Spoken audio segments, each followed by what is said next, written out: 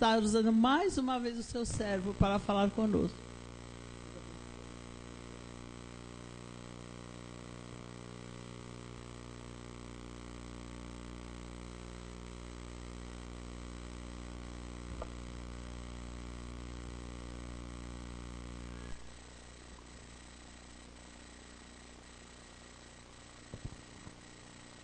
Saúde os irmãos com a graça e a paz do nosso Senhor Jesus Cristo. Amém? Muito bom estar com os irmãos mais uma vez. Ver que os irmãos são perseverantes, né? Vieram aqui me ouvindo, me aguentando desde quinta-feira. Mas hoje nós encerramos, viu, irmão? Eu prometo que amanhã eu não volto mais, viu? Fique em paz, até porque amanhã não tem mais Semana da Juventude, né? Para pastor Carlos, ser apresentado pelo irmão é uma bênção. Mas pela irmã Neuza é muito melhor, viu? Obrigado pelo carinho que sempre me receberam, tanto o irmão quanto a irmã Neuza, como todos aqui. Queria apresentar minha família, meu pai e minha mãe. Chegaram esses dias de Vitória. Irmão Isete e irmã Ana, pode sentar. Meu cunhado Anderson, minha cunhada Leandra, Stephanie e Ana Carolina, minhas sobrinhas, estão me acompanhando, pode sentar.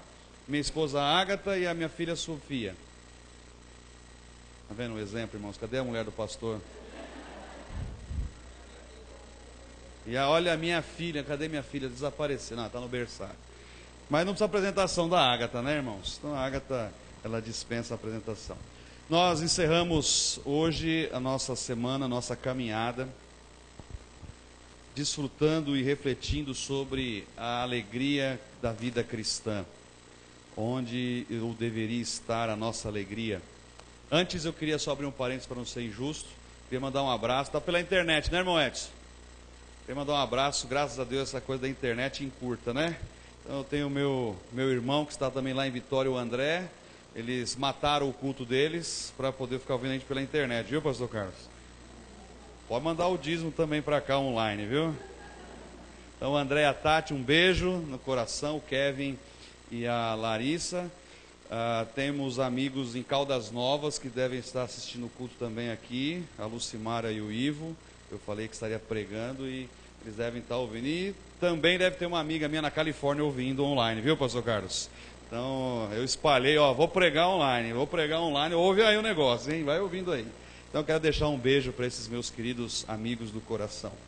O pastor Carlos falou uma coisa interessante sobre o dia de hoje, sobre o gozo celestial e sobre a questão de recompensa. E, na verdade, a gente precisa em algum momento parar na vida e pensar: por que eu estou fazendo isso? Já fez isso alguma vez? Por que, para que eu vou naquela direção? Por que, para que fazemos assim? É aquele famoso dilema: de onde eu vim, para onde eu vou, por que eu existo? E infelizmente, com muitas pessoas está acontecendo o que acontece lá na baldeação da Praça da Sé, né? Pegar um metrozão às 6 da tarde, você desce a escada, vai para uma fila. Para onde eu estou indo? Não sei, mas não consigo, está todo mundo indo para lá. Aí quando você menos espera, parou lá em Corinthians, Itaquera, quando você queria ir para Palmeiras, Barra Funda. Quando eu fazia direito na São Judas, era assim. Eu estava lá esperando para poder fazer, para pegar para a Zona Leste. Quando você chegava assim, a fila já vinha. Não, eu acabei de entrar, já estava indo para o outro lado da porta aberta, lá quase saindo do tanque. Tinha que segurar no ferro, porque senão... E às vezes algumas pessoas na sua vida estão assim. Na sua vida profissional, não tem um rumo, não tem uma direção. Na sua vida estudantil, na sua vida sentimental, pessoas muitas vezes enroladas, sabe? Coisas assim, você não tem muito sentido, uma hora está para cá, outra hora está para lá, outra hora está para colar. E nós precisamos parar na nossa vida em algum momento e dar uma direção e dar um rumo. Em tudo, irmãos, isso que eu estou falando, em tudo. Porém, eu costumo dizer na igreja lá em Franco: por que você está aqui agora, essa hora? O que motivou você a vir aqui? O que motivou você a seguir esse Jesus? O que te motiva a não estar agora na frente da televisão, assistindo um filme no cinema, no parque, no shopping? Porque se não tiver um sentido você estar aqui, se não tiver um objetivo, por que você abre esse livro para ler, ou por que você precisa mudar a sua vida, me desculpa, você está ocupando o lugar de alguém ou está limpando o banco. Você devia estar, era mais produtivo você estar em casa assistindo Faustão. Eu falo isso para eles lá. Porque eu quero chamar a responsabilidade à sua mente, porque a fé não tem que ser uma coisa irracional que você fecha o olho e vai embora. A fé, como diria John Stott, crer também é pensar. E você precisa parar. Opa, espera um pouquinho. Por quê? Por que Jesus fez o que fez por mim? Eu sou cristão. Por quê? O que a Bíblia diz de mim quando eu morrer? E aí há uma inversão de valores, né? Porque infelizmente agora há uma onda de teologia de que você deve ser cristão porque as recompensas são nessa vida. São nessa vida. Depois você procura no YouTube aí, eu não vou citar o nome, já que estamos online, né? Mas uma igreja aí dessas que prega prosperidade, estava entrando uma Mercedes no corredor do templo e as pessoas passando a mão para pegar a unção da Mercedes. Irmãos, isso é um vídeo que está no YouTube. No YouTube. Então hoje, a inversão do que se prega aí fora é que você tem que seguir Jesus porque há uma recompensa aqui para você. Que é prosperidade financeira, prosperidade na sua vida, na sua saúde. É você, aqueles 15 cheques, 20, 50 cheques devolvidos, da noite para o dia eles serem, né, Deus cobrir a conta e serem compensados e assim por diante. Jesus disse que o ladrão vem para matar, roubar e destruir, mas eu vim para que tenham e vida em. Jesus pode curar você hoje? E cura? Cura. Ele pode prosperar você hoje? E quer prosperar? Ele quer o melhor para os seus filhos. Sempre. Pode ter certeza que sempre. Mas esse não deve ser o foco do cristão. Paulo disse que se a nossa esperança for apenas para essa vida, somos os mais miseráveis de todos os homens. A nossa esperança tem que estar no porvir, nas promessas de Jesus que fez para nós. A gente passa por aqui, né, vindo para cá, rua apertada, mal consegue parar um carro. Lá em Franco é uns morros abençoados, irmãos. Morro com buraco. Não é morro no buraco, é morro com buraco. Só que a Bíblia fala de um lugar que as ruas serão de ouro. Sabe aquele barraquinho que eu e você moramos? Ô Júnior, vai ter mansão para nós. Mas fiquei sabendo que vai ter uma favelinha lá para os corintianos também, viu? Não, porque corintiano tem que morar em favela, até no céu, né, irmãos? Cadê os corintianos aqui? Levanta a mão. Depois nós vamos fazer uma ação de libertação por vocês no final do culto, viu? Senão eles vão emporcalhar o céu, né, irmãos? Então, o céu precisa ser o nosso objetivo. Nós pregamos, né? Eu falei na quinta-feira sobre Jesus ser a nossa alegria. O céu e estar com Jesus tem que ser a nossa esperança. Nós temos que esperar Jesus como se ele fosse voltar no minuto seguinte. E o céu tem que ser o nosso objetivo maior. Veja, começou já as eleições, começou a chacoalhar a bandeira daqui, dali. Quem não sabe se a presidenta vai ser reeleita ou não. Só que honestamente, se ela não for reeleita, o que vai entrar não me anima muito. Não me dá esperanças de que nós vamos ter uma mudança radical. O único na minha curta jornada de vida que me deu alguma esperança foi o Joaquim Barbosa. Porque eu vi aquele homem, e me permita dizer, eu vi aquele negro, porque no nosso país tem que dizer isso. No nosso país tem que dizer isso. No nosso país você tem que exaltar, porque os negros não são exaltados. E quando você vê um homem, não é só Joaquim Barbosa, é um negro. O primeiro negro a ser ministro do Supremo e o primeiro negro a ser presidente. Fazer o que fez, peitar a máquina e colocar negro poderoso na cadeia. Um negro, coisa que branco nenhum teve coragem de fazer. Ali eu me animei um pouco. Falei, se esse homem sair presidente, se esse homem sair senador, mas quantos Joaquins Barbosas precisaríamos para mudar o nosso país?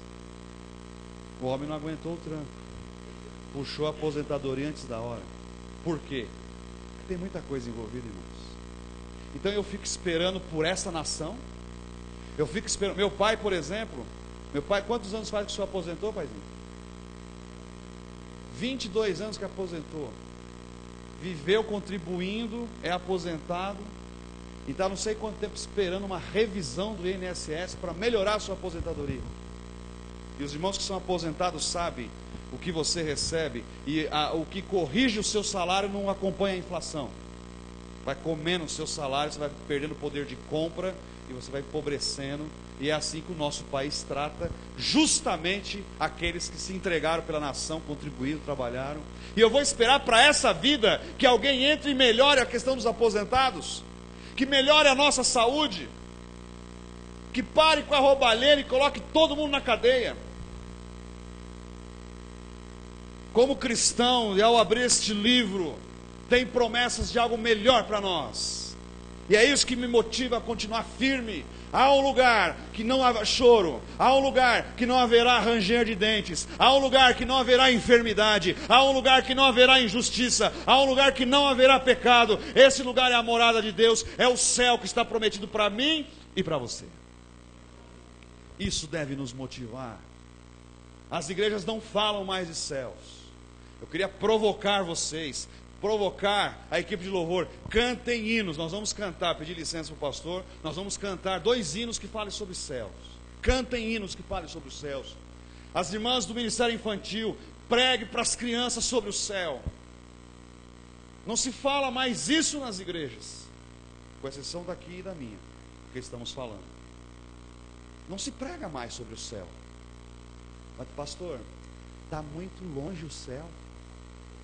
Eu tenho uma conta para pagar amanhã, e na igreja lá da esquina me ensina que eu tenho que determinar que amanhã minha conta está paga. Você está entendendo a concorrência desleal? E como é que acontecem as coisas? Só que hoje eu quero, e me perdoa, viu, meu amigo, se eu lhe frustrei nesses dias. Eu quero dizer para os irmãos como a gente faz para chegar nesse céu. Porque há uma mistura de boas obras e boas ações, e há uma mistura de religiosidade, pessoas achando que você precisa fazer isso para chegar no céu. Mas eu queria chamar, quem vai me ajudar aqui na frente? Ninguém? Ô, meu amigo corajoso, a nossa maestrina, por favor. Nós vamos cantar aquele hino 498 do cantor cristão, A Bela Cidade. Vocês conhecem? Conhecem? Amém? Ô irmãos, não conhece não? Aí ó, tenho lido A Bela Cidade, não lembra? Lembra sim, lembra sim.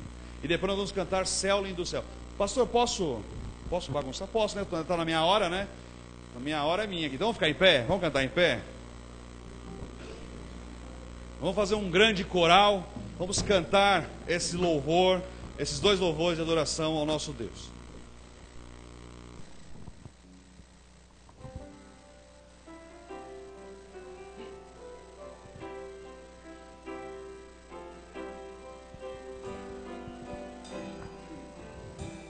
Tenho lido da bela cidade, construída por Cristo nos céus. É morada de jaspe luzente e juncada com áureos troféus. E no meio da praça eis o rio do vigor e da vida eterna,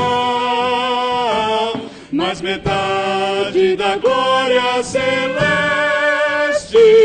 jamais se contou ao mortal.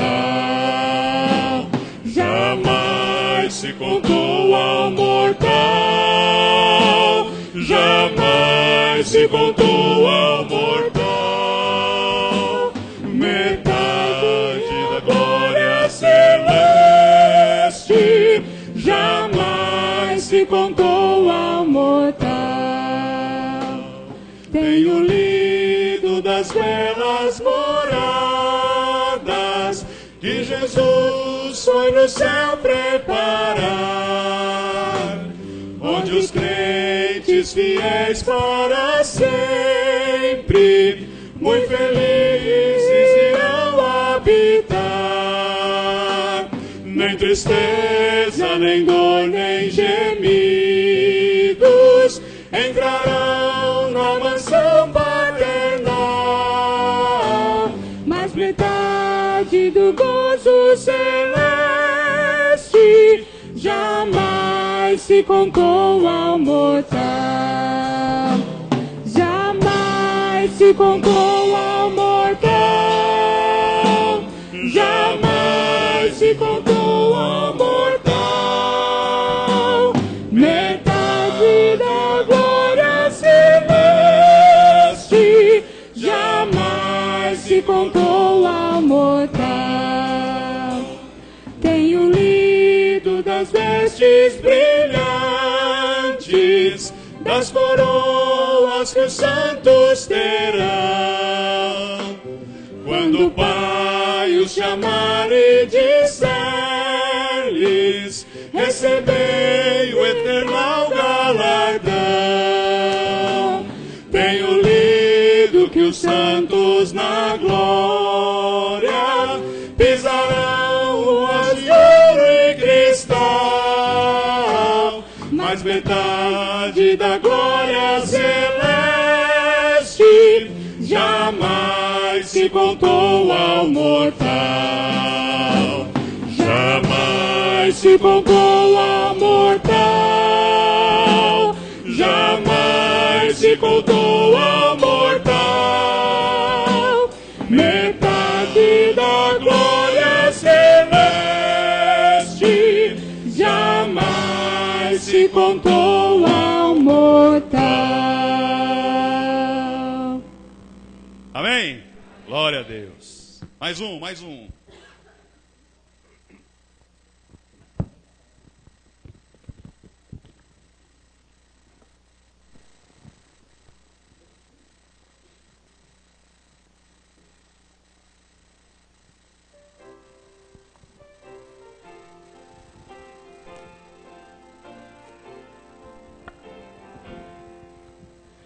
Este mundo jamais poderá me afastar dos tesouros celestiais que eu vou receber. Minha vida, minha esperança está no meu novo lar. Sou herdeiro com Cristo, vou com Ele morar. Céu, céu, lindo céu, há mansões celestiais, todas feitas por Deus. Céu, lindo céu, céu, lindo céu, eu vou pro céu, lindo céu, com Cristo vou morar no lindo céu. Ao passar pelo rio, nada mais temerei, nem pecados, nem tristezas, eu ali sofrerei. Oh, que glória tão sublime, quando eu subir para os céus, cantarei a linda história do Cordeiro de Deus. Céu, lindo céu, céu, lindo céu, há mansões celestiais, todas feitas por Deus. Céu, lindo céu, céu, lindo céu, eu vou pro céu, lindo céu, com Cristo vou morar no lindo céu. Só as vozes. Céu, lindo céu, céu, lindo céu, há mansões celestiais, todas feitas por Deus. Céu, lindo céu, céu, lindo céu, eu vou pro céu, lindo céu com Cristo vou morar, no lindo céu. Aleluia! Glória a Deus! Louvado seja o nome do Senhor. Há uma promessa para nós. Há um lugar preparado para nós. Pode se assentar em nome de Jesus. Obrigado, meus irmãos. No improviso, mas até no improviso eles são maravilhosos, né? Glória a Deus. Antes de eu ler o texto, eu queria só contar uma historinha. Neste mundo, nessa vida, estamos sujeitos a injustiças, a muitas coisas. E eu costumo dizer, irmãos, e penso que tem coisas que nós não vamos ter resolvido nessa vida. Serão mistérios que nós vamos partir e morrer. Eu tenho certeza que o pastor Carlos, ao longo da sua vida, tem questionamentos que passou anos esperando resposta e até agora nada. E meu amigo, vou dizer para o irmão vai fechar os olhos para essa vida e não vai ter respostas ainda. Porque tem coisas que nós só vamos descobrir quando estivermos na glória com Jesus. Tem coisas que não adiantaria nem Jesus tentar explicar, que são muito maiores para a nossa mente limitada. Mas há uma historinha que diz assim, que um casal de missionários, acho que você já sabe essa história, estava na África, passou a vida na África, servindo a Jesus como missionários. E depois de 20 anos servirem na África, resolveram voltar para os Estados Unidos. E eles iam desembarcar num navio em Nova York. E o navio que os levaria era o mesmo que levou o presidente Roosevelt, que naquele mês foi para a África para caçar. No último mês desses missionários na África, o presidente estava lá aproveitando para fazer safari e caçar. E na hora de voltar, voltaram juntos no mesmo navio. E quando o navio chegou no porto de Nova York, isso lá em meados dos anos 60, havia uma banda, haviam faixas, havia um esquema de segurança. O presidente, que ficaram um mês fora da nação, retornar. Haviam fotógrafos, haviam câmeras. Bem-vindo, senhor presidente, ao lar, bem-vindo à casa. E todos os navios ficaram retidos, e o presidente e a comitiva desceram. E aquela multidão, aquele alvoroço. E quando o presidente foi, os demais foram liberados a descer, e aí já não tinha mais ninguém. E aí só estava aquele casal de missionários, já de idade, cabelos brancos, mãos surradas, com a malinha surrada na mão. E não havia ninguém esperando por eles, não havia uma igreja, não havia um familiar. E eles foram para o hotel onde iam se hospedar ali, e aquele homem estava revoltado, aquele pastor estava revoltado, indignado. Servimos a Deus por 20 anos. Abandonamos nossas vidas, sofremos risco de morte. Passamos por enfermidades, por privações. 20 anos servindo ao Senhor na África. E quando chegamos aqui não havia ninguém para nos receber. Não havia uma faixa, não havia uma banda tocando. E este homem foi caçar por 30 dias. E ao voltar, todo mundo esperando por ele. Porque ele estava muito bravo, muito revoltado com Deus. E a mulher, sábia, calma, ouviu o esbravejar do marido.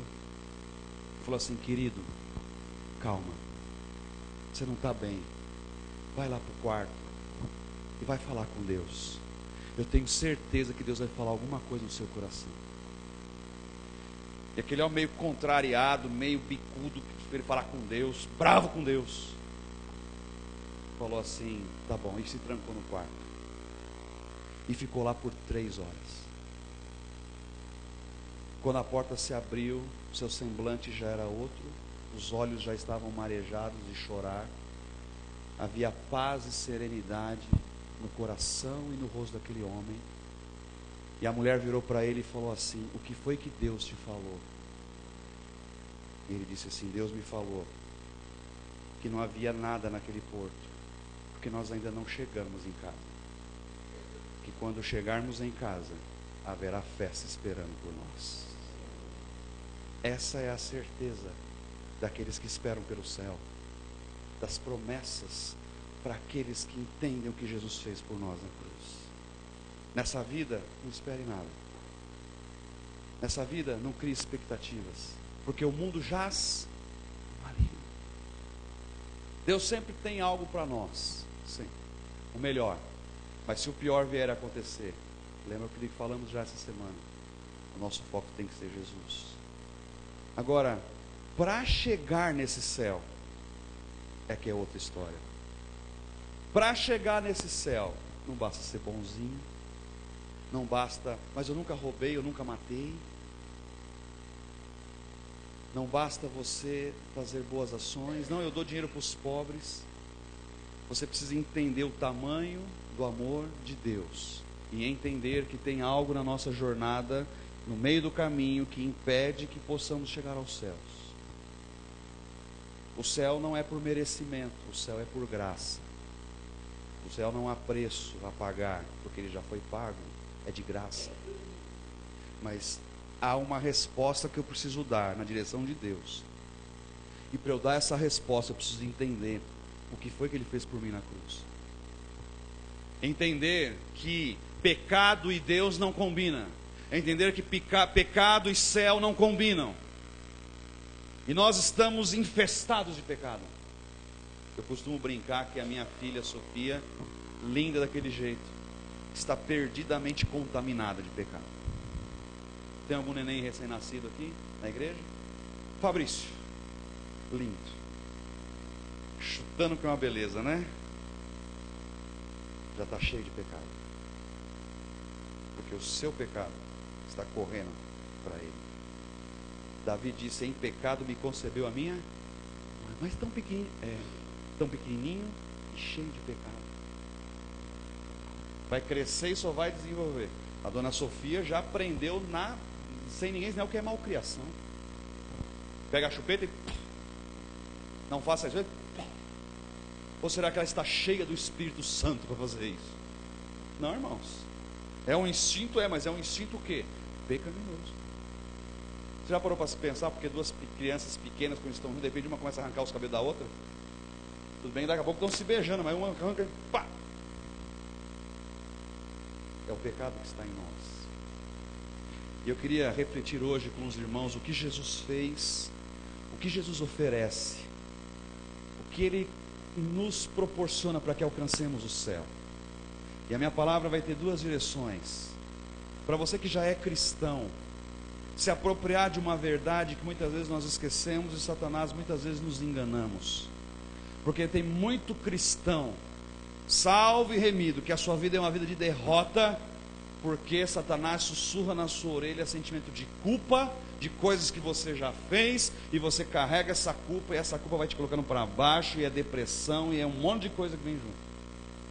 E para você que não é cristão, que está vindo aqui pela primeira vez, alguém convidou você para dizer o que Jesus fez, e só depende de você com relação aos meus e aos seus pecados. E se você entender, as portas do céu estão abertas hoje para você. As pessoas têm medo de morrer, né, pastor? Escuta, eu vou abrir um parênteses aqui, tá? Eu admiro você, pastor Carlos. Estava até falando com a Aga. Porque a gente fica projetando, né? Eu tenho 35 anos, o senhor está com 70 aí?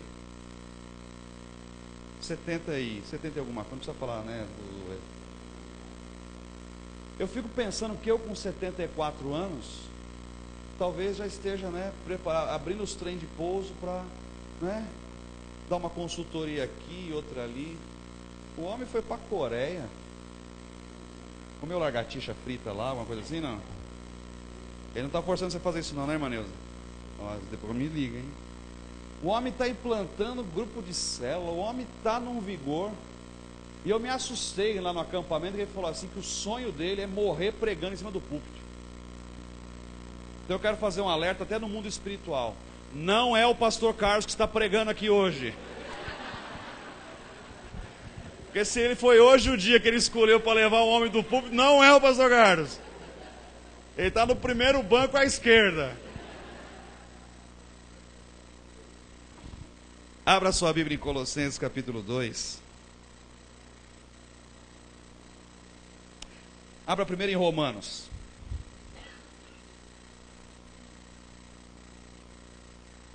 Os meninos lá do multimídia devem estar me abençoando, né? Davi, eu te amo em Jesus, viu, cara? Isso é uma benção. Vamos ler primeiro de Romanos, Romanos 3. Os dois textos são textos conhecidos. Romanos 3, verso 22 a 25, diz assim: pois todos pecaram e estão destituídos da glória de Deus, sendo justificados gratuitamente por sua graça, por meio da redenção que há em Cristo Jesus. Deus ofereceu como sacrifício pela propiciação mediante a fé, pelo seu sangue, demonstrando a sua justiça. Em sua tolerância havia deixado impunes os pecados anteriormente cometidos. Fala para a pessoa que está do... Olha para ela assim e fala assim: olha, esse texto quer dizer... Fala aí para ela. Que eu e você pecamos e estamos separados de Deus por causa do nosso pecado. Aí faz assim, olha ainda para ela, mas dá uma olhada assim meio que enquadrando. E pergunta assim: você ainda vai querer ficar separado de Deus? Não. Eu não vou falar para você dar um chacoalhão, mas para tomar jeito na sua vida, irmão. Não fique separado de Deus. Colossenses 2 agora. Vai para frente aí, Colossenses 2.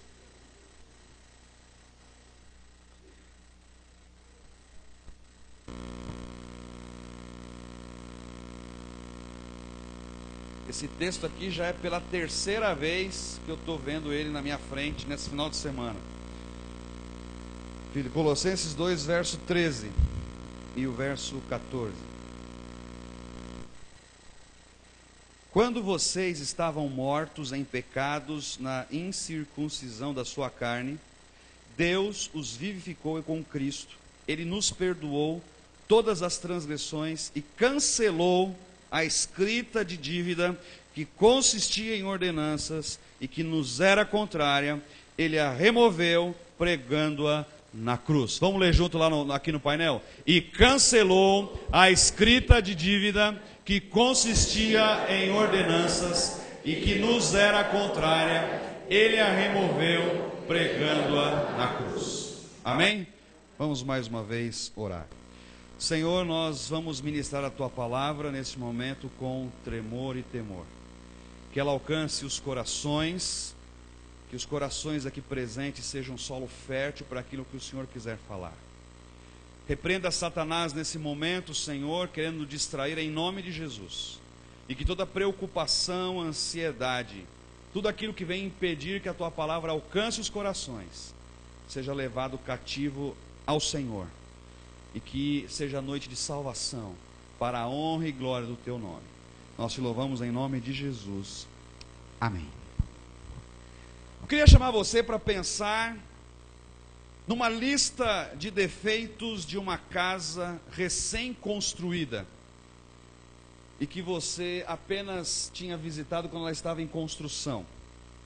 Então, você foi lá comprar uma casa nova, um apartamento, você viu lá no chão, viu o piso, viu as colunas e tal, mas agora está pronto.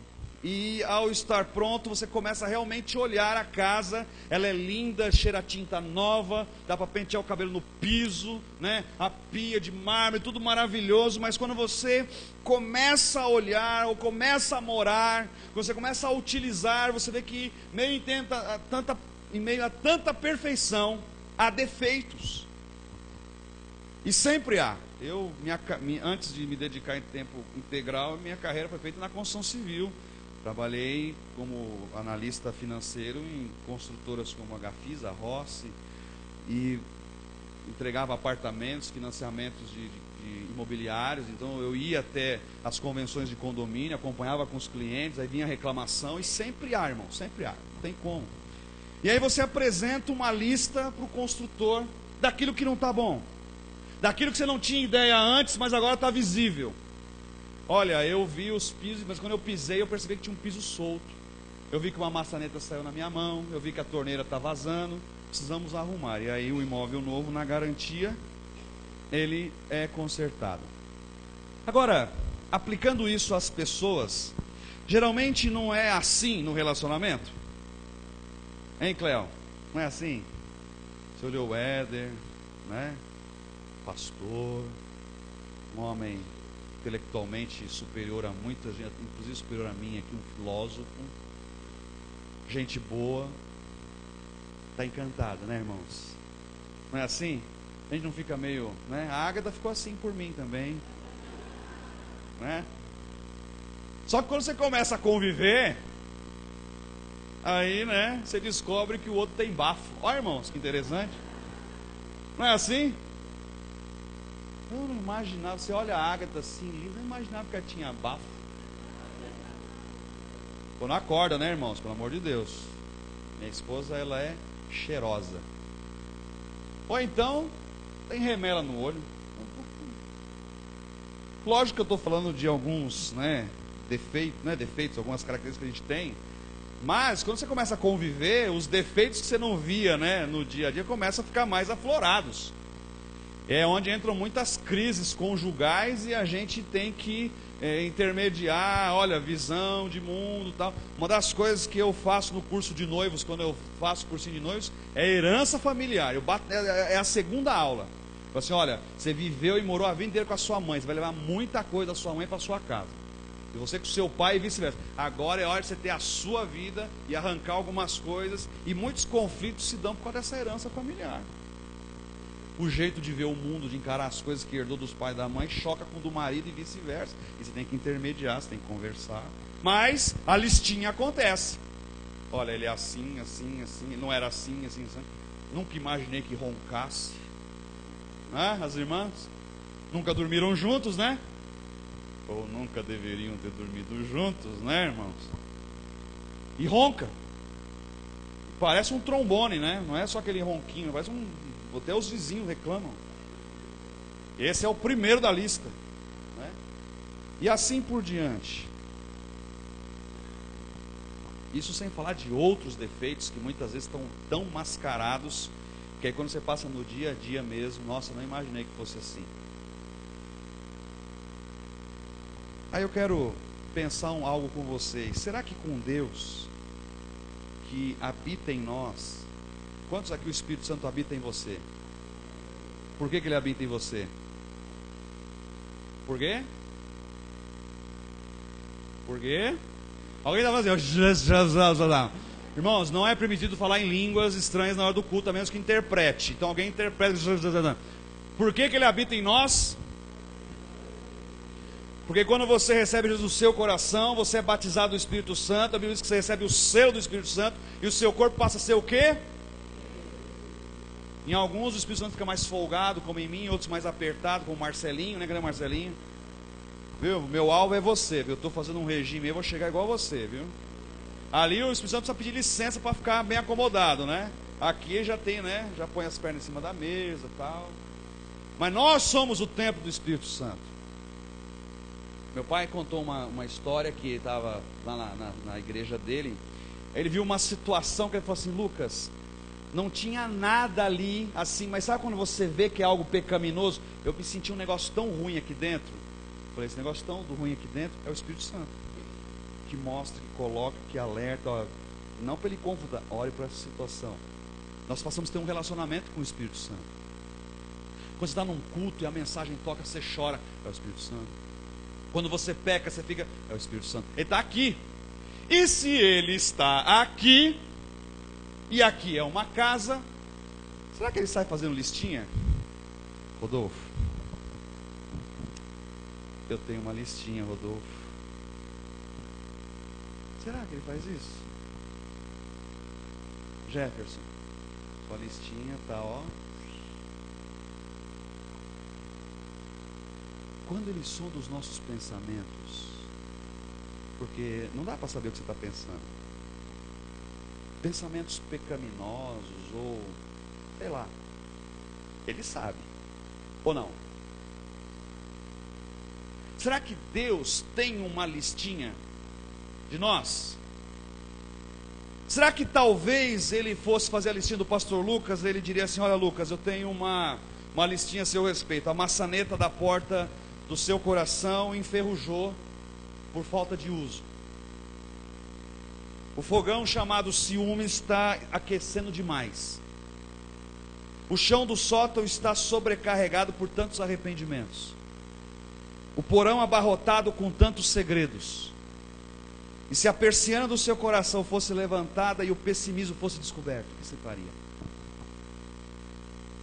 Coisas muitas mente ocultas e secretas que as pessoas não sabem, que a gente pensa, que a gente faz, que a gente fala, mas Deus sabe, e vão se acumulando no nosso coração, muitas vezes vão empurrando, influenciando aquilo que a gente faz.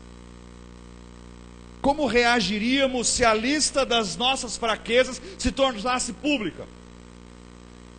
Como que você reagiria se nesse telão que está aqui agora, saísse o versículo bíblico e entrasse o seu nome com uma lista, 1, 2, 3, 4, 5, do que você fez, os seus pecados, as suas fraquezas, daquilo que você luta dia a dia que ninguém sabe,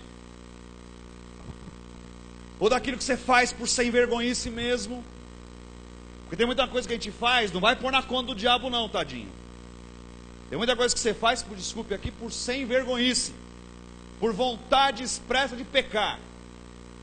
Ai, mas a luta na carne está tão grande, meu Deus do céu. E aí baixa, coitado, não, é safadeza mesmo. Tem muita gente assim. Como você reagiria? E se Jesus pudesse ver essa lista? E quando eu falo lista, não é listinha de 2 horas atrás. Pensou, pastor Carlos, uma lista de 74 anos, se eu pudesse ver? Bem antes da irmã Neuza conhecer o irmão. Completa, uma capivara, né, como chama, né? Eu acho que se a minha fosse, talvez começasse nesse púlpito e fosse para lá em Franco da Rocha. Você já pensou? Você sabe o que você fez ao longo da sua vida? Talvez muitas coisas vergonhosas que você não tem nem coragem de mencionar agora, mas que está lá na lista. Coisas que você fala assim, pastor, isso que eu fiz, Deus não vai me perdoar. Pastor, eu tenho tanta vergonha de mencionar aquilo que eu fiz tantos anos atrás. Pastor, até hoje quando eu fecho os olhos eu lembro daquilo ali. Pastor, eu tenho tanta vergonha.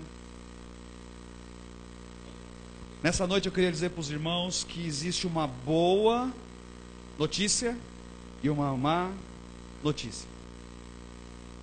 Qual que você quer ouvir primeiro? A má notícia, irmãos, é que existe sim uma lista com todas as minhas faltas, com todos os meus pecados, com todas as minhas falhas. E para piorar a minha e a sua situação, essa lista é pública. Existe, Júnior, uma lista com todos os seus pecados até hoje e ela é pública.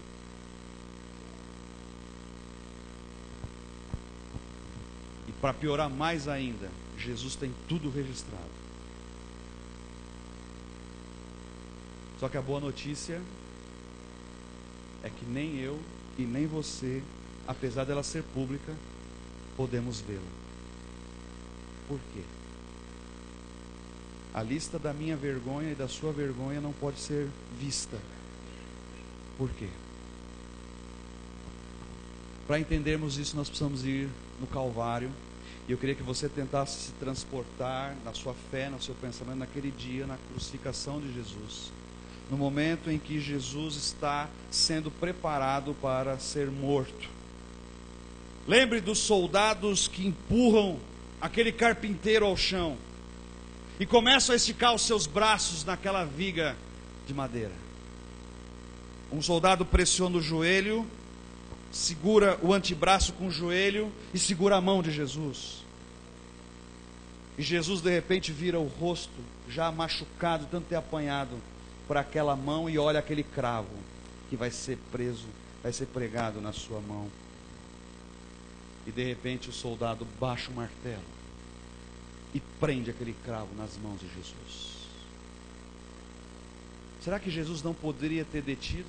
Alguma vez já parou na sua mão, na sua mente? Por que Jesus não puxou o braço? Por que Jesus não esperneou? Por que Jesus não clamou? Por que Jesus aceitou passivamente a morte de cruz, o castigo? Eu vou morrer, beleza, mas eu vou morrer lutando, não aceito desse jeito não. Ele simplesmente estica a mão e olha, e o primeiro cravo é cravado em suas mãos. Jesus poderia ter demonstrado alguma reação. Afinal, aquelas mãos não foram as mesmas mãos que ele acalmou o mar? Não foram aquelas mesmas mãos que ele disse: acalma-te! E o vento e o mar. Não foi com aquelas mãos que Jesus limpou o templo? Não foi com aquelas mãos que Jesus curou o cego? Não foi com aquelas mãos que Jesus ressuscitara mortos? E agora aquelas mãos estavam paradas, parece que sem poder algum de reação, aceitando abertamente um cravo sendo transpassado por elas. Por quê? Jesus não mexe o pulso, o momento não é interrompido, o som do martelo ecoa, rasgando a mão de Jesus, e o sangue começa a pingar, e ao pingar começa a correr.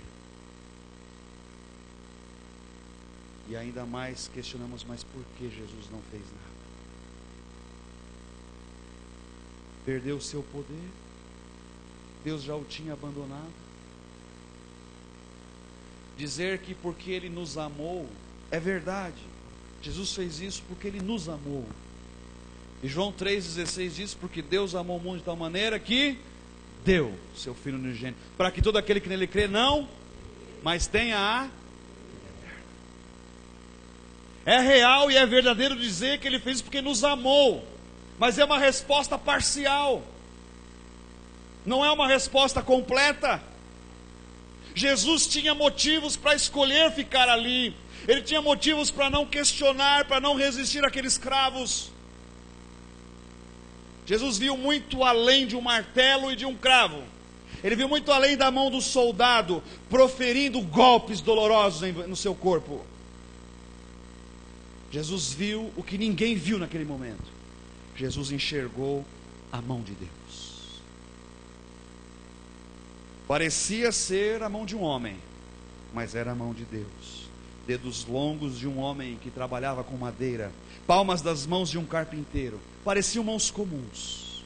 No entanto, era muito mais do que isso. Aqueles dedos haviam formado Adão no barro. Aqueles dedos, como uma onda, derrubaram as muralhas de Jericó e abriram o Mar Vermelho. Daquelas mãos vieram gafanhotos que praguejaram o Egito e o corvo que alimentou Elias. Não admira nós lermos no Salmo 44, 2 e 3, o salmista celebrando a liberdade, dizendo: com a tua própria mão expulsasse as nações para estabelecer os nossos antepassados, arruinasses povos e fizesses prosperar os nossos antepassados. A mão de Deus é poderosa. O autor de Deus diz que horrível coisa é cair nas mãos do Deus vivo. Mas e as mãos de Jesus? Mãos da encarnação no seu nascimento, mãos da liberação quando Ele curava, mãos da inspiração quando Ele ensinava, mãos de dedicação quando Ele servia, e mãos de salvação quando Ele morreu. Eu penso que a multidão ali que assistia pensava que o propósito da marretada era segurar o corpo de Jesus no madeiro. E acho que eu e você pensávamos isso até hoje, que os pregos nas suas mãos era para o corpo não cair. Estavam meio certos. Só que havia outra resposta e a outra metade que eles não poderiam, nem eu poderia saber, porque não podiam ver. Jesus podia, os céus podiam ver. E hoje nós podemos, porque as Escrituras nos revelam o que Jesus viu naquele dia no Getsêmani. Verso 14, o texto que nós lemos: e cancelou a escrita de dívida que consistia em ordenança e que nos era contrária. Ele a removeu, pregando-a na cruz. Hoje eu e você podemos, com uma lupa espiritual, veja hoje a tecnologia, né? Você vê jogo de futebol aí, as emissoras, eles, para mostrar um determinado lance, no caso lá do Suárez que deu a mordida, né? Eles pegaram o ângulo e puxaram uma lupa na televisão e você viu de perto ali o que tinha acontecido. E eu queria agora chamar você para essa lupa. Nós estamos em pé, olhando o Calvário. E você está vendo lá Jesus preso, e vendo o sangue e os pregos, e só. Mas agora esse texto nos traz uma lupa, para olharmos de perto, que entre as mãos de Jesus e a cruz, havia algo. Entre as mãos de Jesus e a cruz, entre as mãos e a madeira, havia algo aqui, havia uma lista. Ali havia uma longa lista, uma lista dos nossos pecados, uma lista da luxúria e da mentira, dos momentos de cobiça e anos pródigos, a lista de tudo aquilo que nós fizemos, que estava nos separando de Deus, estava cravado com Jesus naquela cruz. E eu fico pensando naquela tarde, ali em Jerusalém, o vento soprando, e junto com aquela lista dos meus pecados balançando, o sangue pingando, as pessoas olhando atônitas, os nossos pecados expostos ali, oscilando com o vento. As atitudes que eu, Lucas, fiz na semana passada, estava ali em plena luz do dia para todo mundo ver. Havia ali uma lista dos meus defeitos, dos meus pecados, sendo presa junto com Jesus. Deus tem sim uma lista dos nossos pecados, irmãos. Mas essa lista, como eu disse, não podem ser lidas.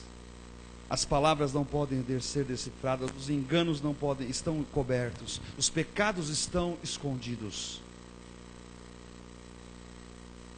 E aí é algo que me deixa arrepiado, de saber que os pecados que encabeçam aquela lista estão encobertas pelas mãos de Jesus, mas a lista que vem para baixo dos seus braços está coberta pelo sangue que desceu pelas suas mãos. Satanás vai lá na lista para acusar você, pastor Carlos, e o que ele olha na lista? Nada, porque o sangue de Jesus cobre você dos teus pecados. Von Zinzendorf disse: de uma vez por todas, o pecado foi expiado na cruz, todas as faltas apagadas, toda a obrigação para com Satanás e toda a sentença passada sobre a queda de Adão é rompida, cancelada e anulada pelos cravos de Jesus. É por isso que Jesus, naquele momento, não escolheu tirar os pulsos. É por isso que Jesus, ele escolheu ficar ali, ele suportou o prego, porque ele sabia que tinha uma lista, ele sabia que tinha a minha e a sua lista, e que se ele tirasse a mão dali, a lista seria exposta, e Satanás usaria ela para acusar a mim e a você, e a nos levar ao inferno sem salvação. E ele disse: não, eu suporto a dor, mas a lista está cancelada. Ele me deu uma chance de ir ao céu, porque o meu pecado foi salvo e lavado pelo seu sangue naquela cruz, aleluia.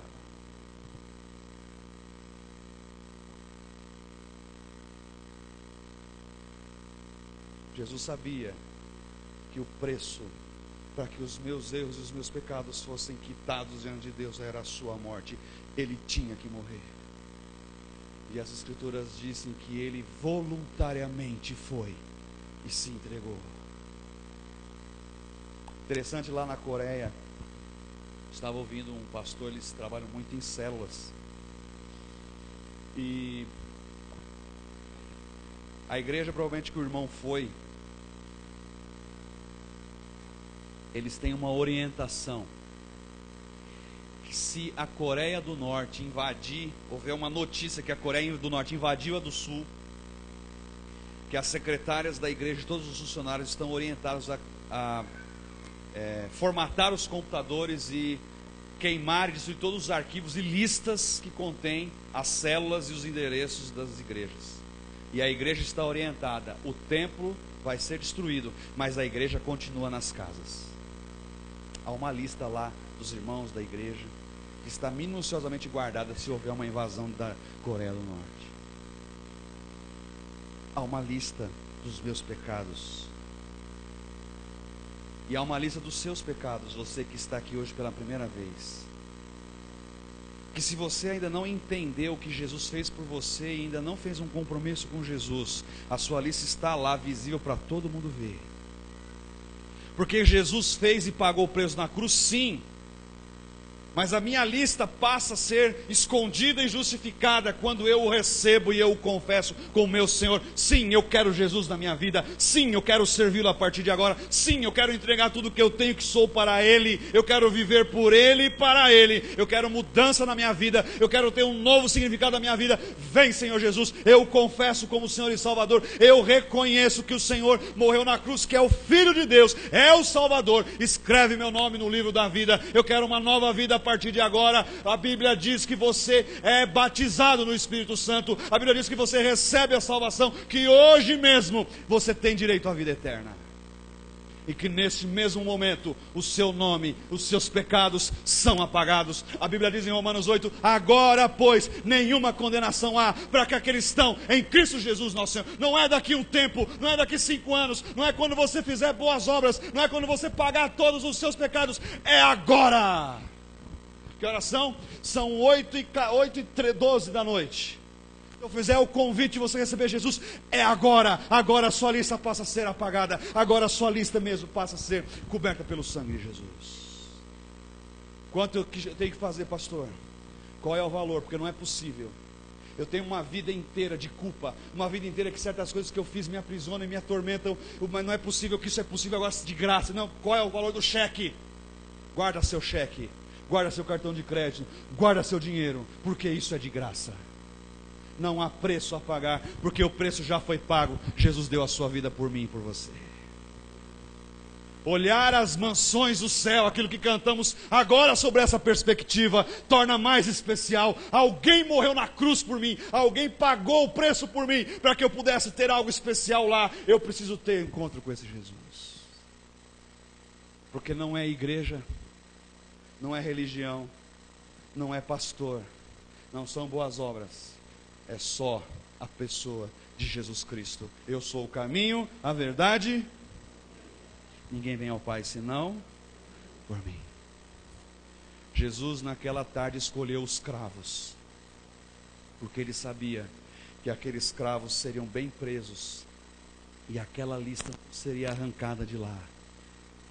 Ele mandou um recado para o inferno, no dia que eu me converti, 7 de julho de 1988. Ele mandou um telegrama para o departamento de cobrança do inferno. Ele disse assim: Senhor Lucas Ferreira da Silva, a partir de agora, as suas dívidas com você, Satanás, e com o inferno, elas estão pagas por Cristo na cruz do Calvário. Pode parar de mandar cartinha de cobrança e protesto do Serasa para ele. Está pago! Está quitado! Não tem, né? Só que o diabo, né? Opa, não, vamos fazer ele se endividar mais. E desde então, o bicho chifrudo tem feito o quê? Tem me tentado a me endividar. Tem me tentado a fazer cair. Tem me tentado a fazer eu sair do foco. Tem tentado eu desistir. Mas ele pode tentar, porque o Senhor me chamou e me escolheu. E eu posso morrer, mas eu não nego esse Jesus. Onde está a sua lista? Eu posso enxergar a sua lista? Amém? Sua lista está visível, irmãos? Isso só você pode responder.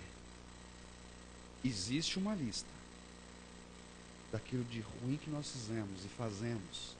Essa lista ela é pública, não é só eu que estou falando, é a palavra de Deus que está dizendo. Agora a grande questão é, ela pode ser vista ou não? Isso você que vai me dizer. Se você, depende da sua atitude para com Deus. Graças a Deus, a minha lista. E é interessante, né?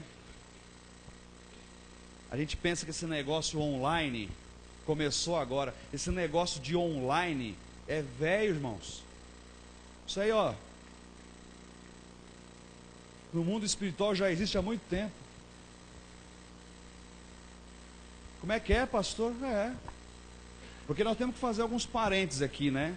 Primeiro, então quer dizer que eu posso sair pecando à vontade? Opa, não, peraí. Mas e se eu pecar? Aparece na lista. Então Jesus tem que morrer de novo? Não. Nós temos uma saída na palavra. Qual? 1 João 1,9. Se ele, para quê? De toda?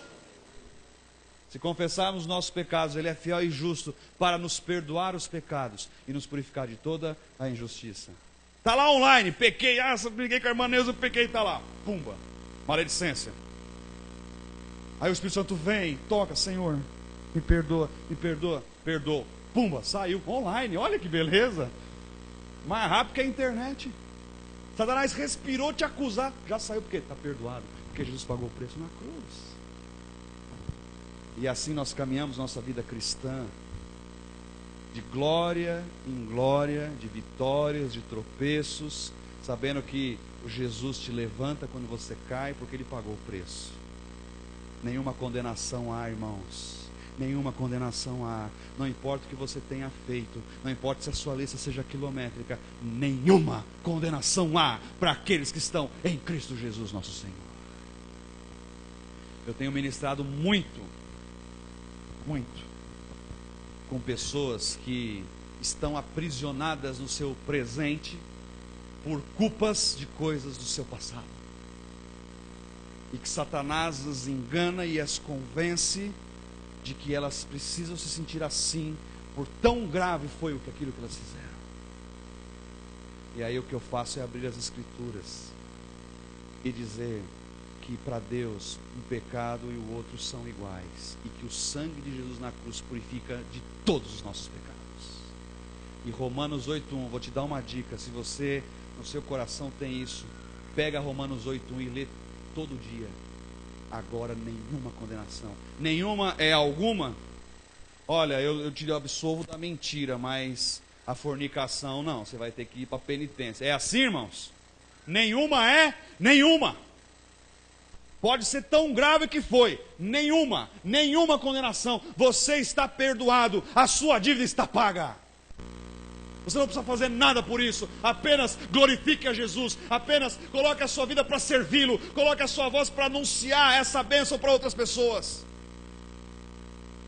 Quer ver um exemplo? Quantos aqui estão endividados? Levanta a mão. Pode levantar a mão. Nós vamos orar agora para cá. Não é isso não, irmão. Levanta a mão. O que você faria se você descobrisse amanhã que no shopping aqui, como é que chama o shopping aqui que fizeram? Santana Park, tem um guichezinho ali, que você chega com os seus boletos e eles estão pagando tudo. Mas sim, é só levar, paga, volta, não tem que fazer nada. O que você faria? Primeira coisa que você faria. Hã? Vamos, irmãos, fala logo.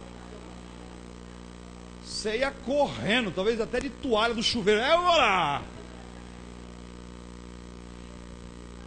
Ia dormir lá, né? Olha só a desesperada aqui, irmãos. Olha só. Olha como Deus vai revelando. Ia dormir lá. Amém. Aí você chegou lá com as suas dívidas. Pastor, vai ter irmão aqui que vai levar 2 maletas, né, irmão? Cheio de dívida. Mas, pastor, eu vi gente com uma folhinha só e foi pago. E um irmão que abriu uma sacola e foi pago também. O negócio é verdade. Aí você sai de lá. Qual é a segunda coisa que você vai fazer? Não é fazer mais dívida? Irmão, olha só, irmão. A opção libertar, viu, irmão? Olha. Fazer mais dívida, essa foi boa. Você sai de lá, é verdade. O que você vai fazer? Mãe, pai, irmão, não sei o que, pastor, avisar para todo mundo. Tem um negócio que está ali, olha, e é de graça, não paga nada, não paga nada. Suas dívidas estão cansadas, tem alguém pagando a dívida por você. Vai lá e passe a ter paz na sua vida. Você vai espalhar essa boa notícia, essas boas novas para todo mundo. É isso que Jesus espera de você. Tem pessoas aí fora, tem pessoas nessa rua, tem pessoas na sua família que Satanás está com ela nas mãos. Pessoas aprisionadas pela depressão, por sentimentos de culpa, porque a sua lista está lá, chacoalhando na cruz, e os seus pecados podem ser vistos. Essas pessoas ainda não receberam Jesus, não entenderam o amor do que Jesus fez por nós. A mão que apertava o punho, irmãos, não era de um soldado romano. A força por trás do martelo não era de uma multidão furiosa. O veredito por trás da morte não foi decidido por judeus invejosos. O próprio Jesus escolheu receber aqueles cravos em suas mãos. Por quê? Para que eu e você pudéssemos dizer o que Paulo disse em Gálatas 2, 19 e 20. Pois por meio de lei eu morri para a lei, a fim de viver para Deus. Fui crucificado com Cristo. Assim, já não sou eu quem vive, mas Cristo vive em mim. A vida que vivo agora no corpo, vivo-a pela fé no Filho de Deus, que me amou e se entregou por mim. A mesma mão que abriu o mar pode rasgar as suas culpas nessa noite. A mesma mão que limpou o templo pode limpar o seu coração, pode dar esperança, pode dar fé a você diante de problemas e dificuldades. A mão é a mão de Deus, aquele cravo é o cravo de Deus, e as mãos de Jesus abertas para os cravos naquela tarde, hoje elas estão abertas para você, porque é pelas mãos de Jesus que eu e você podemos ter acesso aos céus. Feche os seus olhos, vamos orar.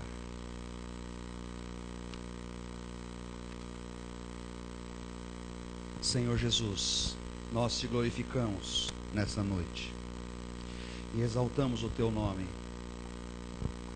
por tanto amor. Obrigado, Jesus, porque aqueles cravos naquela cruz seguraram não apenas as suas mãos, mas a lista dos meus pecados, para que fossem encobertos pelo Senhor e pelo seu sangue. E hoje o Pai, quando olha para mim, não vê os meus pecados, Ele vê o sangue de Jesus me limpando e me purificando. E por isso hoje eu posso ter acesso a Deus e eu posso ter um lugar reservado nos céus com Jesus. Estamos aqui para te adorar, Jesus, e render graças a ti por isso. Ajude meus irmãos a entender esta verdade, que muitas vezes é deturpada pelo próprio Satanás, que quer que estejamos debaixo de um jugo de culpa, que quer que o nosso passado seja sempre presente e nos direcionando a nossa vida. Tudo em nós está perdoado e cravado na cruz do Calvário pelo poder do sangue de Jesus. Obrigado, Senhor. Muito obrigado. Receba a nossa adoração para sempre, porque só o Senhor é Deus. Toque os corações nesse momento, Espírito Santo, e que haja, meu Pai, alegrias nos céus. Nós te glorificamos em nome de Jesus. Queria que os irmãos ficassem ainda em oração.